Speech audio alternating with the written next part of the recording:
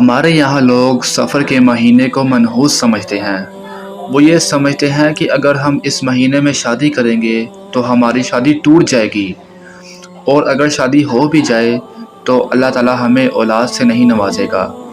آئیے میں آپ کو اس مہینے کی فضیلت بتاتا ہوں۔ نبی کریم صلی اللہ علیہ وسلم نے اپنی پیاری بیٹی حضرت فاطمہ کا نکاح حضرت علی سے سفر کے مہینے میں کیا تھا۔ اگر یہ مہینہ منحوس ہوتا تو ہمارے نبی پاک اس مہینے کا انتخاب کبھی نہ کرتے۔ اور جو لوگ سمجھتے ہیں کہ اگر اس مہینے میں شادی کریں گے تو انہیں اولاد نصیب نہیں ہوگی، تو میں انہیں بتاؤں کہ حضرت فاطمہ کے بدن سے حضرت امام حسن اور حضرت امام حسین جیسی اولاد پیدا ہوئی۔ یہ ہماری اپنی سوچ ہے، ہمارا وہم ہے۔ جو ہمیں چند باتیں بتا دی گئی ہیں وہ ہمارے اپنے اعمال ہیں۔ شریعت نے یا اللہ تعالیٰ نے کوئی بھی مہینہ منحوس نہیں بنایا۔